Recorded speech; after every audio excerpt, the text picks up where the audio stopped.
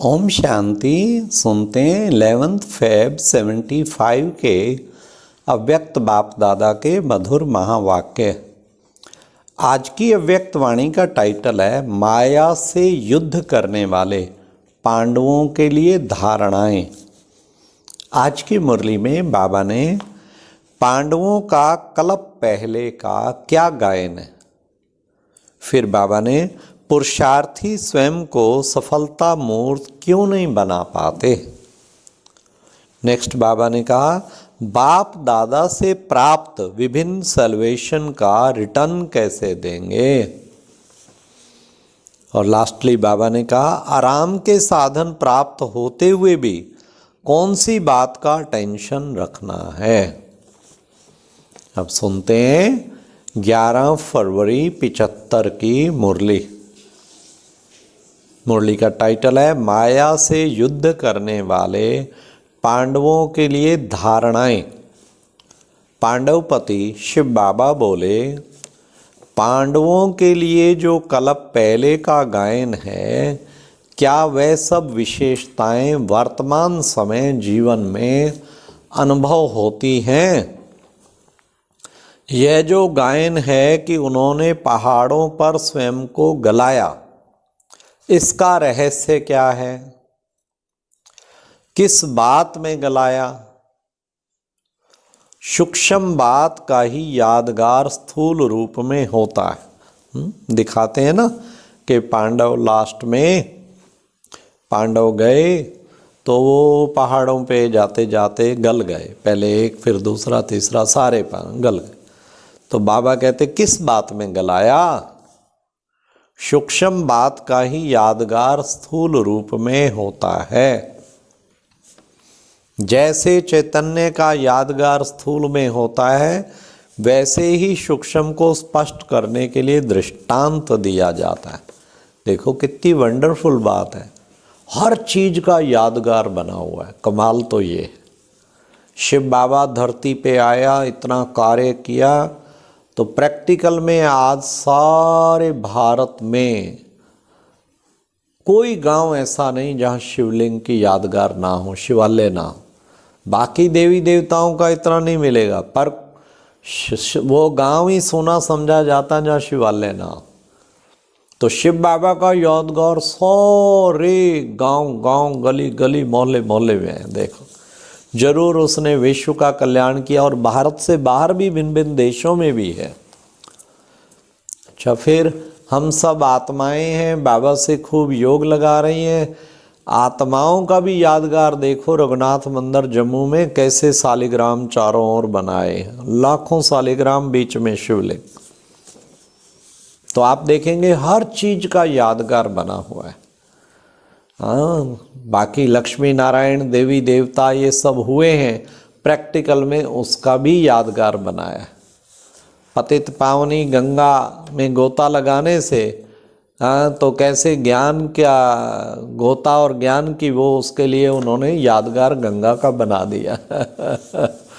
कितना वंडरफुल, हर बात की यादगार जरूर मिलती है। तो बाबा कहते हैं कि बच्चे ये यादगार कल्प पहले वाला पांडवों का भी, महाभारत युद्ध का भी, कौरवों का भी, और सारथी कौन बना उसका भी, सब बने हुए हैं यादगार। तो वही बाबा कह रहे कि बच्चे गलाया किस बात में गलाया। सूक्ष्म बात का ही तो यादगार स्थूल रूप में होता है।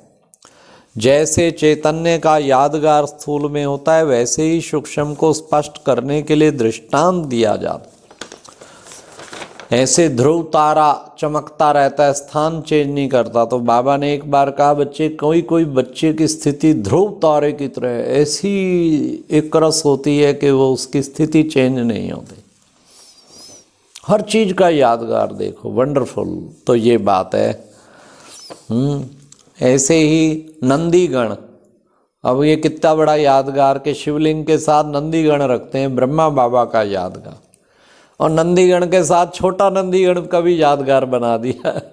जो हमारा गुलजार दादी छोटा नंदीगण, जिस पे शिव बाबा ब्रह्मा बाप दोनों प्रवेश करके आते।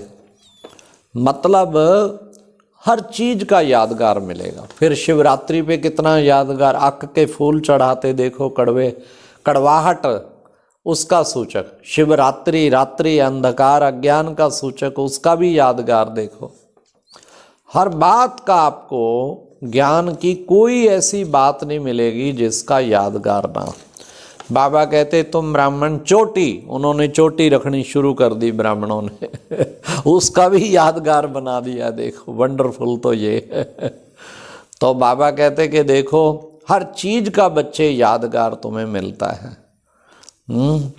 तो ये है संगम की बातें, जो संगम पर पुरुषोत्तम संगम युग, उन्होंने पुरुषोत्तम मास का यादगार बना दिया। फिर हाँ, बाबा कहते बिना गीता ज्ञान सुने तुम बच्चे नाश्ता नहीं करेंगे, उन्होंने भी ये बना दिया। हम बाबा की मुरली सुने बिना नहीं करते, उन्होंने भी यादगार बना दिया। हर चीज का यादगार मिलेगा। तो बाबा ने कितना सुंदर वो बताया। तो हर चीज का बाबा ने कहा सूक्ष्म को स्पष्ट करने के लिए दृष्टांत बनाया जाता।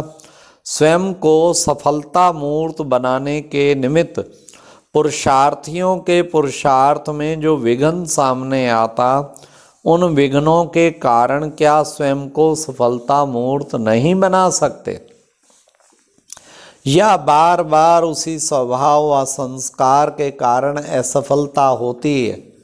कईयों का एक ही संस्कार ऐसा विघ्न बना रहता है, ऐसा विघ्न बार बार उन्हें अनसक्सेस मिलती रहती है, जिसको निजी संस्कार व नेचर कहा जाता। फिर कहते क्या करें मेरी नेचर है, क्या करें मेरी नेचर है। बाबा कहते उस नेचर को ही तो बदलो, किस लिए आए हो उस नेचर को बदलने। जिसको निजी संस्कार व नेचर कहा जाता है, तो ऐसे निजी संस्कारों को गलाना अर्थात स्वयं को गलाना कि देखने या संपर्क में आने वाले यह महसूस करें कि इस आत्मा ने स्वयं को गलाया है, इसमें सफलता है। बाबा ने कहा इसमें सफलता है। ड्रामा प्रमाण जितना सहज योगी, श्रेष्ठ योगी और सफलता मूर्त बनने की सल्वेशन प्राप्त है, उतना ही रिटर्न दिया है। अब देखो हर एक को कितनी सल्वेशन मिली है। सहज योगी, श्रेष्ठ योगी, सफलता मूर्त बनने की बहुत सल्वेशन बाबा के घर में मिली है। तो बाबा कहते हैं उसका रिटर्न मिला है। वातावरण की भी सल्वेशन है। माउंट आबू में कितनी सल्वेशन मिलती, सेंटरों पे जहाँ जुड़ते हैं वहाँ कितनी सल्वेशन मिलती। तो इसका रिटर्न वातावरण की भी सल्वेशन है। तो इसका रिटर्न वातावरण को पावरफुल बनाकर रखने में, सहयोगी बनने में रिटर्न दो। साथ साथ श्रेष्ठ संग भी है, यह भी सल्वेशन है। मधुबन में कितना अच्छा संग है, बड़े बड़े बाबा के रिट्रीट सेंटर, वहाँ कितना अच्छा संग है। तो जो भी बाबा कहते तुम्हें सल्वेशन मिली है, उनका रिटर्न देना है। तो जो भी आत्माएं और क्या क्या देखो, ब्रह्मा भोज पवित्र मिलता, ये भी सल्वेशन मिली। योग में हम सेंटर पे जाते, बहुत अच्छा योग लगाते, वातावरण कितना अच्छा मिलता, ये भी सल्वेशन मिलती। निमित्त बहनों से सबसे संग अच्छा बन गया, ये भी सल्वेशन है। तो जो भी आत्माएं अपना भाग्य प्राप्त करने के लिए आती हैं, उन्हों को भी अपने संग की श्रेष्ठता का अनुभव हो, यह है रिटर्न। अब बाबा ने रिटर्न की बात की कि जैसे वो भी आत्माएं आती हैं, ऐसे तुम भी वो भी बाबा के संग में रंगे हुए, ऐसा अनुभव हो। अपने कर्म योगी की स्टेज द्वारा और अपने गुणमूर्त स्वरूप द्वारा आने वाली आत्माओं का एग्जाम्पल बन, साधन बन, उनकी सहज प्राप्ति का साधन बन जाओ। आपका प्रैक्टिकल साकार स्वरूप का सैंपल देख उनमें विशेष उमंग उत्साह हो रहे।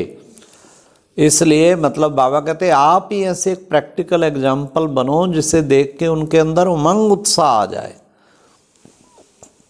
तो बाबा ने कहा सदैव हर बात में यही संकल्प रखना चाहिए कि हर कार्य में, हर प्रैक्टिकल सबूत के पहले हम सैंपल हैं, हम हैं बाबा के सैंपल।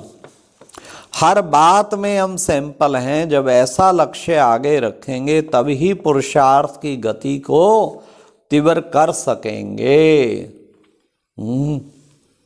भले ही आराम के साधन प्राप्त हैं, परंतु आराम पसंद नहीं बन जाना है। पुरुषार्थ में भी आराम पसंद न होना, अर्थात अलबेला न होना। कईयों ने बड़े आलीशान बेड, बीके ने भी कईयों को बहुत अच्छे अच्छे साधन आराम के मिले हुए हैं। आहा एसी चल रहा है, आहा आनंद के डनलप के गद्दे पड़े हुए हैं, आहा बस जब दिल चुंबक की तरह उनको खींच लेते हैं वो। जब दिन में टाइम मिलता, आहा चलो आहा आराम से सोएं, फिर अच्छी तरह सोते हैं। बाबा ने आज कहा आराम के साधन प्राप्त हैं, परंतु आराम पसंद नहीं बन जाना है। पुरुषार्थ में भी आराम पसंद ना होना, चार्ट लिखना आदि इसमें भी आराम पसंद ना होना, अर्थात अलबेला ना होना है। आराम के साधनों का एडवांटेज सदा काल की प्राप्ति का विघन रूप नहीं बनाना। क्यों? क्योंकि अगर आराम के चुंगल में फंस गए तो फिर क्या होगा? सर बाबा ने कहा प्राप्ति जो है बहुत काल की वो मिस कर बैठेंगे। यह टेंशन रखना है। अगर किसी भी प्रकार की सिद्धि अथवा प्राप्ति को स्वीकार किया तो वहाँ कम हो जाएगा। ये साधन मिले हैं सेवा के लिए, मुझे इनका उपभोग नहीं करना, नहीं तो कट हो जाएगा। वहाँ साधन मिलते हुए भी उसका त्याग, प्राप्ति होते हुए भी त्याग करना, उसको ही त्याग कहा जाता है। जबकि है ही है प्राप्ति, उसको त्याग दो तो ये मजबूरी हुई, ना कि त्याग हुआ। ये प्राप्ति हो फिर क्या बड़ी बात। इतना टेंशन अपने ऊपर रखते हो अथवा सहज योग का यह अर्थ समझते हो कि सहज साधनों द्वारा योगी बनना है। हर बात में टेंशन रहे, रिटर्न देना अर्थात आगे के लिए कट करना, खत्म करना, माइनस हो रहा है अथवा प्लस हो रहा है, यह चेक करना है। अच्छा, ओम शांति। तो बाबा ने आज कितना सुंदर कहा कि बच्चे तुम सफलता मूर्त बनो और पांडवों का यादगार याद रखो कि गलाया और सेल्वेशन को स्वीकार न करके, महिमा प्राप्ति को भी स्वीकार न करके और आराम पसंद ना बन के बाप के गले का हार बनना है। ओम शांति।